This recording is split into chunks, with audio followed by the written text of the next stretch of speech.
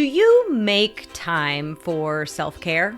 I say make time because I hear over and over from the moms in my community, the moms that I work with, and the moms that I'm friends with that they simply do not have time to take care of themselves. Maybe you overschedule and overcommit yourself to activities. Maybe you put the needs of your spouse, your family, your team, or your pets above yours because, you're gonna eventually get around to taking care of yourself, right?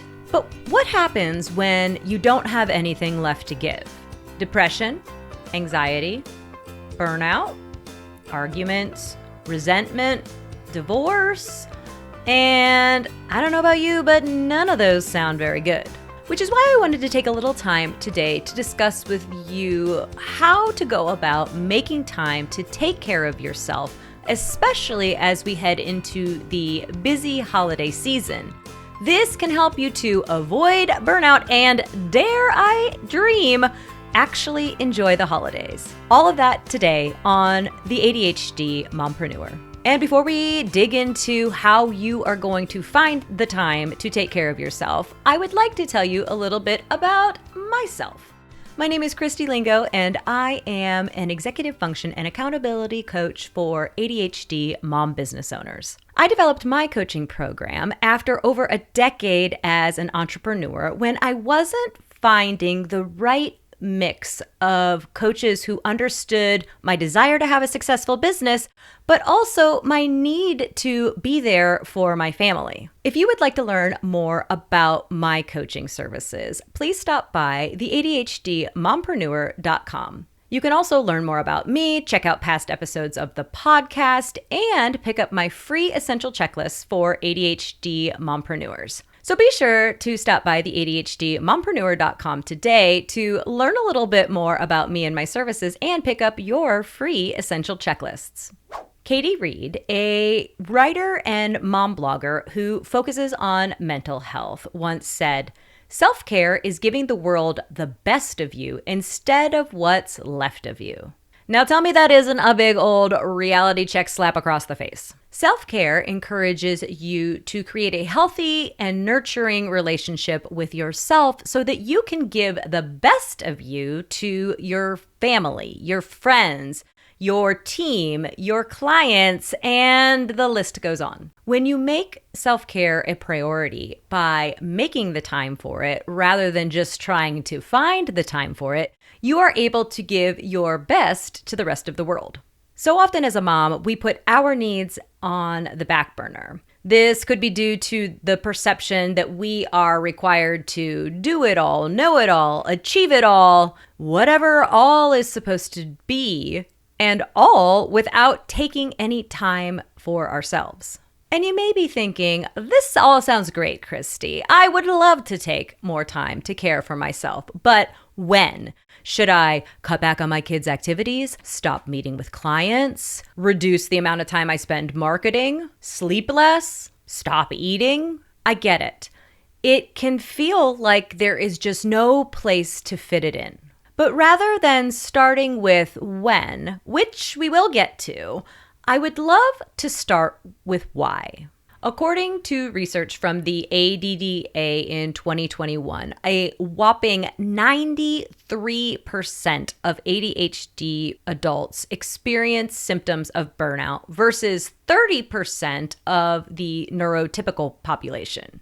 As an ADHD mom, you may notice burnout as a buildup of symptoms that leads to things like tense muscles, low energy, decreased joy, feelings that you can't keep up, depression, lack of motivation, more frequent procrastination, and quitting tasks more easily.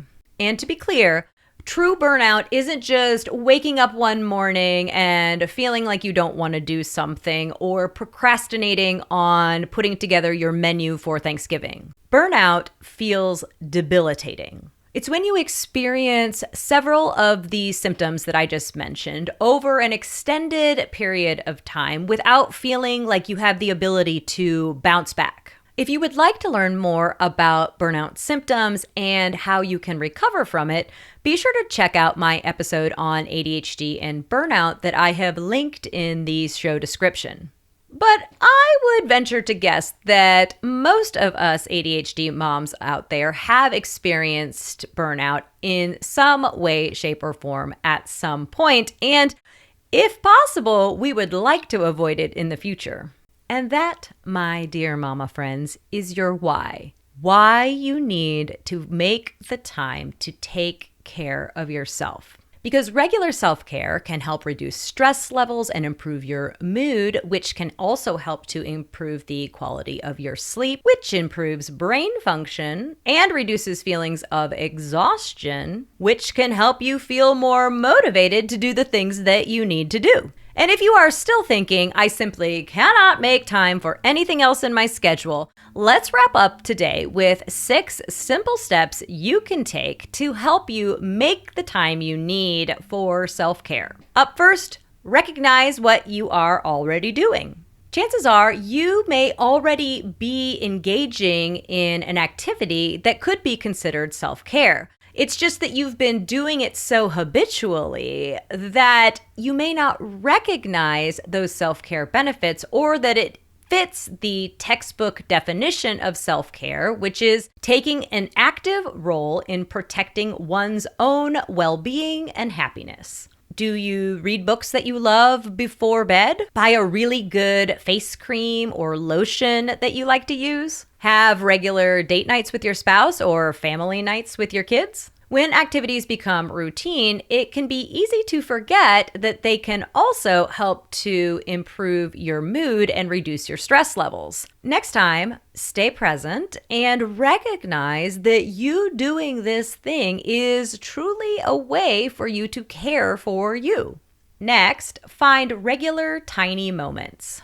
There's a bit of a bastardization that's happened with self-care over the years that's taken it from activities you do to improve your well-being or nurture yourself to full days at the spa or girls' trips for an entire weekend. And believe me, I am not knocking spa days or girls' trips. I do both of them. But those activities actually have a short-lived impact on your overall well-being and happiness. What is effective is finding ways to care for yourself on a regular basis, like waking up a little bit earlier so you can meditate, or write in your journal, or read a book, or drink your cup of coffee in quiet. Maybe you want to do a quick hip-hop dance workout on YouTube. Or you like to eat your favorite takeout once a week so that you don't have the stress and the cleanup from dinner. Find the tiny things that you can do to nurture you. And don't forget to recognize that you are taking these steps to care for yourself. Next,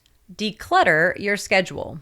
My 3rd and 4th tips are going to go hand in hand. First, you are going to declutter your schedule so that you can make some time to do the things you need to do to take care of you. And I know that it can feel like there isn't possibly anything that can go. But I will say that one of the things I do when I start working with clients is a 2-week time tracker where they chart everything that they do from the time they wake up to the time they go to bed. The idea is you can't figure out how to better budget your time if you don't know where you are spending it. This evaluation is always a huge eye-opener for my clients in terms of where they thought they had no time and where they are actually spending their time. Take a look at your schedule and think about what you do during the day. If taking care of yourself so that you can show up your best for the people in your life is a priority, see if there are places where you can delete activities or reduce the time you spend on activities so you can make that time. Which goes right along with number 4, which is to schedule your self-care. Once you have reduced the number of commitments or time you are spending in certain areas, you need to schedule time for the activities that do contribute to your well-being and happiness. Just like a doctor's appointment or a meeting with a client, if it is written in your planner or on your digital calendar, you are much more likely to follow through with it than if you just have an hour-long open block on a Tuesday and you think, maybe I will just self-care then. Because we all know how that usually turns out, which is why it's important to block it out to make it happen. Next, set boundaries.